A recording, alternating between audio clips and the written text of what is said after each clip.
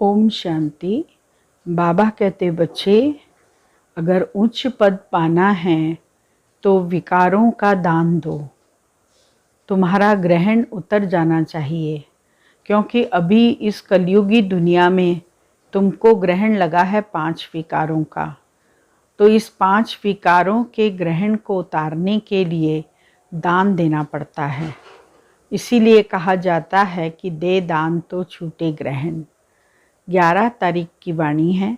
मीठे बच्चे, योग अग्नि से पापों को भस्म कर संपूर्ण सतो प्रधान बनना है। कोई भी पाप कर्म नहीं करना है। प्रश्न है, सतयुग में उच्च पद किस आधार पर मिलता है? यहाँ का कौन सा कायदा सबको सुनाओ।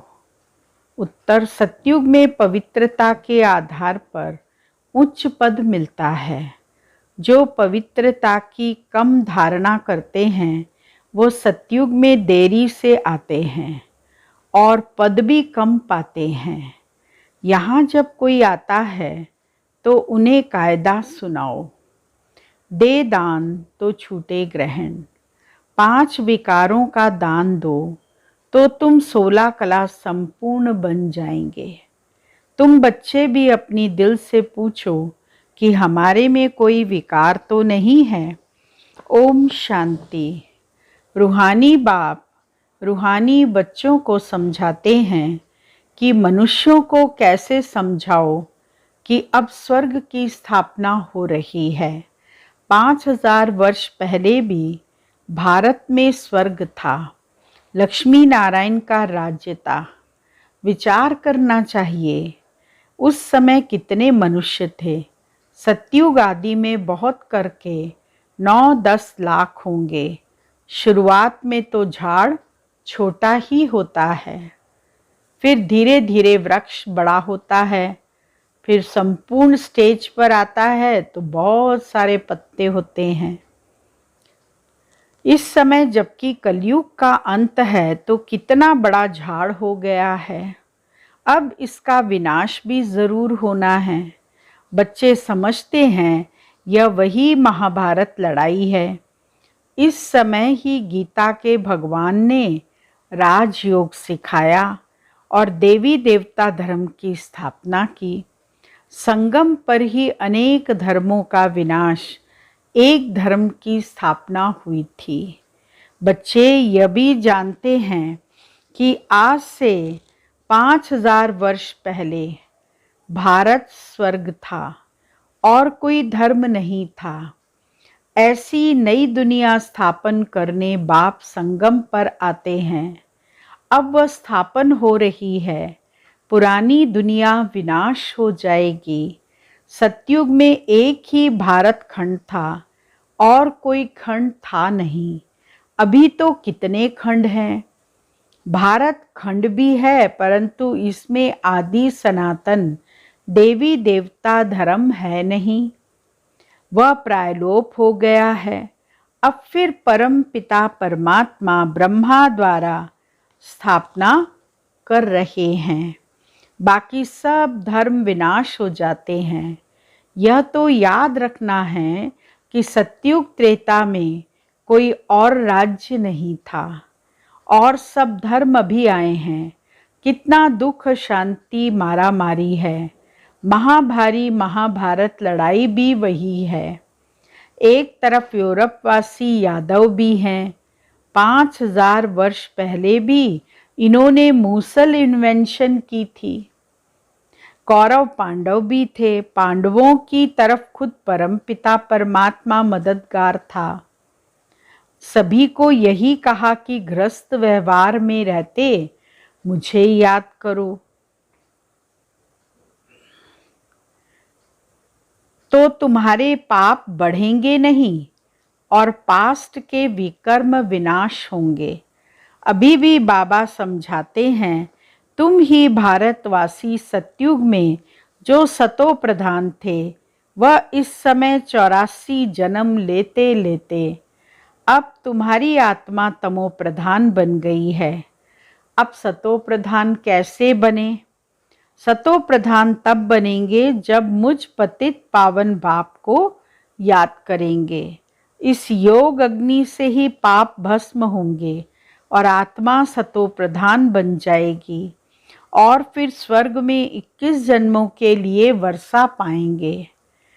बाकी इस पुरानी दुनिया का विनाश तो होना ही है। भारत सतयुग में श्रेष्ठाचारी था और सृष्टि के आदि में बहुत थोड़े मनुष्य थे। भारत स्वर्ग था, दूसरे कोई खंड नहीं थे। अभी और धर्म बढ़ते बढ़ते झाड़ कितना बड़ा हो गया है। अनेक धर्म, उन धर्मों की भी टालियों की भी टालियां करते करते कितना बड़ा वृक्ष हो गया है और तमो प्रधान जड़जड़ीभूत हो गया। और अभी उसकी स्थिति क्या हो गई कि तमो प्रधान हो गया और तमो प्रधानता में भी वो जड़जड़ीभूत अवस्था को प्राप्त कर लिया है। अब इस तमो प्रधान झाड़ का विनाश और नई देवी देवता धर्म के झाड़ की स्थापना जरूर चाहिए। संगम पर ही होगा। अभी तुम हो संगम पर। आदि सनातन देवी देवता धर्म का अभी सैपलिंग लग रहा है। पतित मनुष्यों को बाप पावन बना रहे हैं, वह फिर देवता बनेंगे। जो पहले नंबर में थे, जिन्होंने 84 जन्म लिए हैं, वही फिर पहले नंबर में आएंगे। सबसे पहले देवी देवताओं का पाठ था, वही पहले बिछड़े हैं, फिर उन्हों का ही पाठ होना चाहिए। सतयुग में है सर्वगुण संपन्न, अभी हैं विशियस वर्ल्ड। रात दिन का फर्क है। अभी विशियस वर्ल्ड को वाइसलेस वर्ल्ड कौन बनाए। पुकारते भी हैं, हे पतित पावन बनाने वाले आओ। अभी वह आया है। बाप कहते हैं, हम तुमको वाइसलेस बना रहे हैं। इस विशेष दुनिया के विनाश के लिए लड़ाई लगनी है। अब वह कहते हैं, एक मत कैसे हो, क्योंकि अभी अनेक मत है ना। अनेक इतने मतांतरों के अंदर एक धर्म की मत कौन स्थापन करे। बाबा समझाते हैं, अभी एक मत की स्थापना हो रही है, बाकी सब विनाश हो जाएंगे। आदि सनातन देवी देवता धर्म वाले जो पावन थे, वही फिर 84 जन्म भोग अब पतित बने हैं। फिर बाप आकर भारतवासियों को फिर से स्वर्ग का वर्षा दे रहे हैं, अर्थात असुर से देवता बना रहे हैं। तुम किसको भी समझा सकते हो कि बाप कहते हैं मुझे याद करो, तो तुम पतित से पावन बन जाएंगे। अब तुम ज्ञान चिता पर बैठो। चिता पर बैठने से तुम पावन बन जाते हो। फिर द्वापर में रावण राज्य होने के कारण काम चिता पर बैठते बैठते भ्रष्टाचारी दुनिया बन गई है। आज से 5000 वर्ष पहले देवी देवता थे, थोड़े मनुष्य थे। अभी तो कितने आसुरी बन पड़े हैं और धर्म भी ऐड हो झाड़ बड़ा हो गया है। बाबा समझाते हैं, झाड़ जड़ीभूत हो गया है। अब फिर मुझे एक मत का राज्य स्थापन करना है। भारतवासी कहते भी हैं, एक धर्म में एक मत हो। यह भारतवासी भूल गए हैं कि सतयुग में एक ही धर्म था। यहाँ तो अनेक धर्म हैं। अब बाप आकर फिर से एक धर्म स्थापन कर रहे हैं। तुम बच्चे राजयोग सीख रहे हो, जरूर भगवान ही राजयोग सिखाएंगे। राजयोग सिखाने वाला कोई मनुष्य नहीं।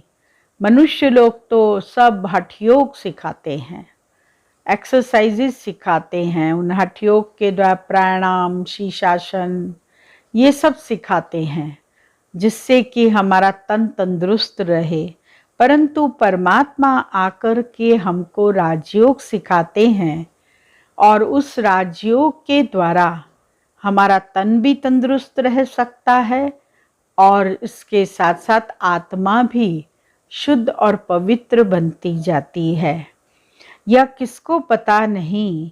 प्रदर्शनी का उद्घाटन जब कोई करने आते हैं तो उनको भी समझाना चाहिए, तुम किसका उद्घाटन करते हो?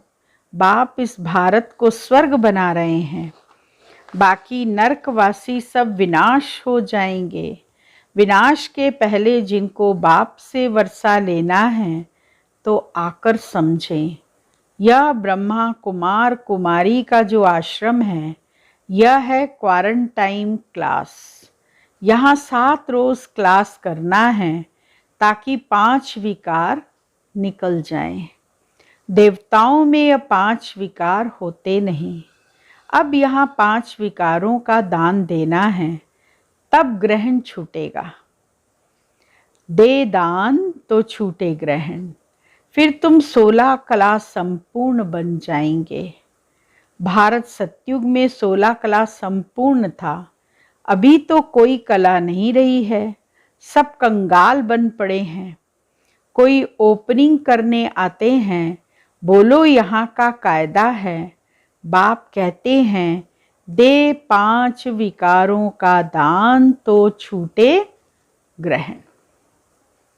तुम 16 कला संपूर्ण देवता बन जाएंगे, पवित्रता अनुसार पद पाएंगे। बाकी अगर कुछ न कुछ कला कम रह गई तो जन्म भी देरी से लेंगे। विकारों का दान देना तो अच्छा है ना। चंद्रमा को ग्रहण लगता है तो आगे ब्राह्मण लोग दान लेते थे। अभी तो ब्राह्मण बड़े आदमी हो गए हैं। गरीब लोग तो बेचारे भीख मांगते रहते हैं, पुराने कपड़े आदि भी लेते रहते। वास्तव में ब्राह्मण पुराने कपड़े नहीं लेते, उन्हों को नया दिया जाता है। तो अब तुम समझाते हो भारत 16 कला संपूर्ण था, अब आयरन एजेड हो गया है। 5 विकारों का ग्रहण लगा हुआ है। अभी तुम तो 5 विकारों का दान दे या अंतिम जन्म पवित्र रहेंगे तो नई दुनिया के मालिक बनेंगे। स्वर्ग में बहुत थोड़े थे, पीछे वृद्धि को पाया है, अब तो विनाश भी सामने खड़ा है। बाप कहते हैं 5 विकारों का दान दो तो ग्रहण छूट जाए।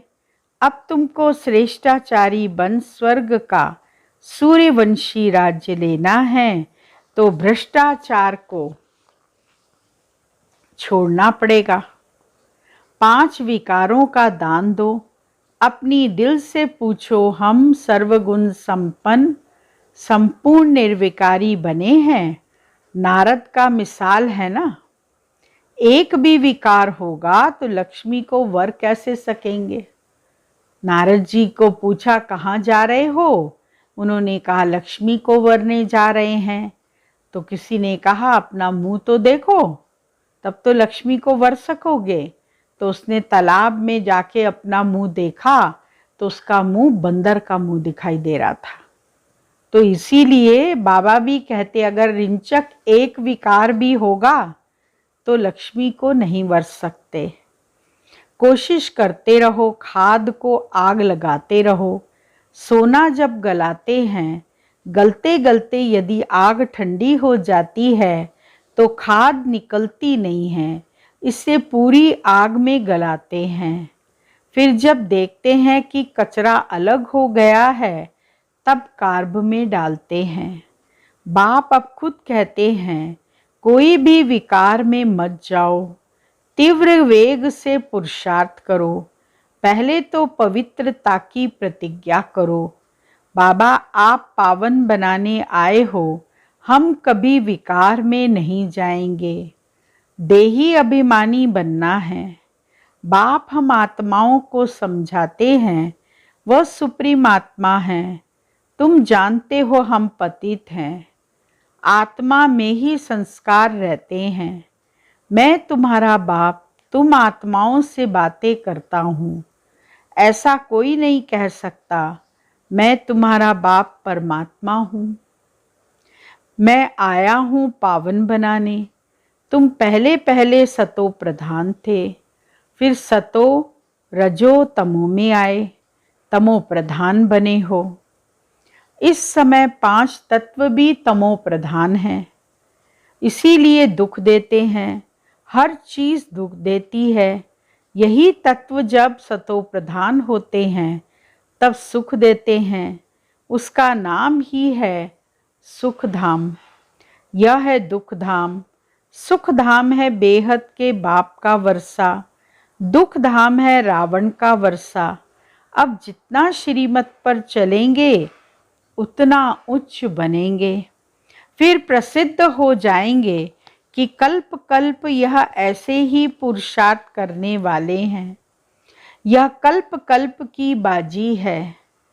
जो जास्ती पुरुषार्थ कर रहे हैं वह अपना राज्य भाग ले रहे हैं। ठीक पुरुषार्थ नहीं किया होगा तो 3rd ग्रेड में चला जाएगा। प्रजा में भी पता नहीं क्या जाकर बनेगा। लौकिक बाप भी कहते हैं तुम हमारा नाम बदनाम करते हो, निकालो घर से बाहर।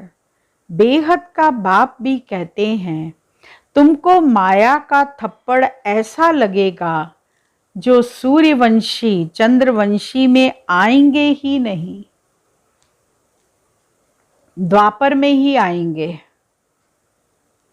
अपने आप को चमाट मार देंगे। बाप तो कहते हैं वारिस बनो। राज तिलक लेना चाहते हो तो मुझे याद करो और औरों को भी याद दिलाओ तो तुम राजा बनेंगे। नंबर वार तो होते हैं ना। कोई बैरिस्टर एक एक केस का लाखों रुपया कमाते हैं और कोई को देखो पहनने के लिए कोट भी नहीं होता। कोट भी उनके पास नहीं होता, एक पैसा इतना भी नहीं कमा पाते वो।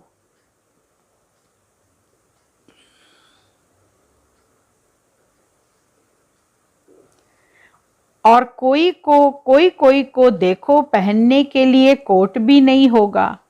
पुरुषार्थ पर मदार है ना।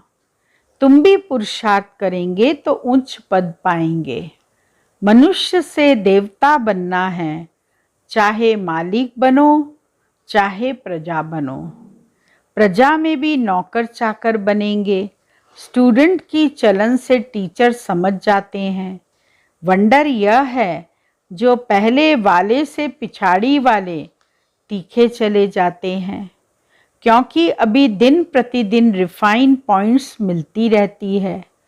सैपलिंग लगाते जाते हैं। पहले वाले तो कई भागंती हो गए, न्यू ऐड होते जाते हैं, नई नई पॉइंट्स मिलती जाती है। बहुत युक्ति से समझाया जाता है। बाबा कहते हैं बहुत गुये गुये रमणीक बातें सुनाते हैं जिससे तुम झट निश्चय बुद्धि हो जाओ। जहाँ तक मेरा पार्ट है तुमको पढ़ाता रहूँगा। यह भी ड्रामा में नूंद है। जब कर्मातीत अवस्था को पाएंगे तब पढ़ाई पूरी होगी। बच्चे भी समझ जाएंगे। पिछाड़ी में इम्तहान की रिजल्ट मालूम होती है ना। इस पढ़ाई में नंबर 1 सब्जेक्ट है पवित्रता की। पढ़ाई का नंबर 1 सब्जेक्ट है पवित्रता। जब तक बाबा की याद नहीं रहती है, बाप की सर्विस नहीं करते हैं, तब तक आराम नहीं आना चाहिए। तुम्हारी लड़ाई है ही माया के साथ। रावण को भल जलाते हैं परंतु जानते नहीं कि यह कौन है। दशहरा बहुत मनाते हैं। अभी तुमको वंडर लगता है राम भगवान की भगवती सीता चुराई गई, फिर बंदरों का लश्कर लिया। ऐसा कब हो सकता है क्या? कुछ भी समझते नहीं। तो जब प्रदर्शनी में आते हैं पहले पहले बताना चाहिए भारत में लक्ष्मी नारायण का राज्य था, तब कितने मनुष्य होंगे। 5000 वर्ष की बात है। अभी कलयुग है। वही महाभारी महाभारत लड़ाई भी है। बाप आकर राजयोग सिखाते हैं, विनाश भी होगा। यहाँ एक धर्म एक मत अथवा पीस कैसे हो सकती है। जितना माथा मारते हैं एक मत होने के लिए, उतना ही लड़ते हैं। बाप कहते हैं अब मैं उन सबको आपस में लड़ाए मक्खन तुमको दे देता हूँ। बाबा समझाते हैं जो करेगा सो पाएगा। कोई कोई बच्चे बाप से भी उच्च बन सकते हैं। तुम मेरे से भी साहूकार विश्व के मालिक बनोगे, मैं नहीं बनूंगा। मैं तुम बच्चों की निष्काम सेवा करता हूँ, मैं दाता हूँ। ऐसे कोई मत समझे हम शिव बाबा को 5 रुपया देते हैं, परंतु शिव बाबा से 5 पदम स्वर्ग में लेते हैं। हाँ, 5 रुपया चढ़ाते हो आप कलयुग में, तो शिव बाबा तो उसका रिटर्न देता ही है, वो अपने पास रखता नहीं। तो क्या यह देना हुआ? अगर समझते हैं कि हम देते हैं, यह तो शिव बाबा की बड़ी इंसल्ट करते हैं। बाप तुमको कितना उच्च बनाते, तुम 5 रुपया शिव बाबा के खजाने में देते हो, बाबा तुमको 5 करोड़ देते हैं, कौड़ी से हीरे जैसा बना देते हैं। ऐसा कब संशय नहीं लाना कि हमने शिव बाबा को दिया। यह कितना भोलानाथ है, यह कभी ख्याल नहीं आना चाहिए हम बाबा को देते हैं। नहीं, शिव बाबा से हम 21 जन्मों के लिए वर्षा लेते हैं। शुद्ध विचार से नहीं दिया तो स्वीकार कैसे होगा। सब बातों की समझ बुद्धि में रखनी चाहिए। ईश्वर दान करते हैं, वो कोई भूखा है क्या? नहीं समझते हैं हमको दूसरे जन्म में मिलेगा। अभी तुमको बाप कर्म अकर्म विकर्म की गति बैठ समझाते हैं। यहाँ जो कर्म करेंगे सो विकर्म ही होगा, क्योंकि रावण राज्य है। सतयुग में कर्म अकर्म हो जाता है। हम तुमको अभी उस दुनिया में ट्रांसफ़र करते हैं जहाँ तुमसे विकर्म होगा ही नहीं। बहुत बच्चे हो जाएंगे, फिर तुम्हारे पैसे भी क्या करेंगे। हम कच्चा सराफ नहीं हूँ, कच्चा सराफ नहीं हूँ जो लेवे और काम में ना आए फिर भरकर देना पड़े। मैं पक्का सराफ हूँ, ठोक के लेता हूँ और उतना ही लेता हूँ जितना मैं वापस कर सकूं। कह देंगे जरूरत नहीं है और अंत में कह देता हूँ अभी मुझे आवश्यकता नहीं है। अच्छा, मीठे मीठे सिकिलदे बच्चों प्रति माता पिता बाप दादा का याद प्यार। Good morning. रूहानी बाप की रूहानी बच्चों को नमस्ते और रूहानी बच्चों की रूहानी बाबा को याद प्यार। गुड मॉर्निंग, नमस्ते। मुख्य सार है पहला पॉइंट, तीव्र वेग से पुरुषार्थ कर विकारों की खाद को योग की अग्नि में गला देना है। पवित्रता की पूरी प्रतिज्ञा करनी है। दूसरा पॉइंट है, कर्म अकर्म विकर्म की गति को बुद्धि में रखकर अपना सब कुछ नई दुनिया के लिए ट्रांसफर कर देना है। वरदान है, अपने बुद्धि रूपी नेत्र को क्लियर और केयरफुल रखने वाले मास्टर नॉलेजफुल पावरफुल भव।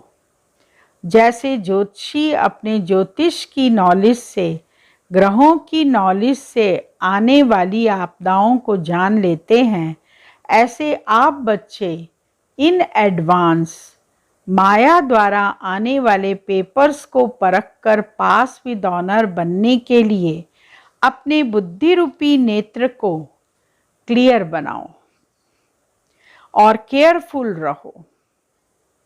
दिन प्रतिदिन याद की व साइलेंस की शक्ति को बढ़ाओ, तो पहले से ही मालूम पड़ेगा कि आज कुछ होने वाला है।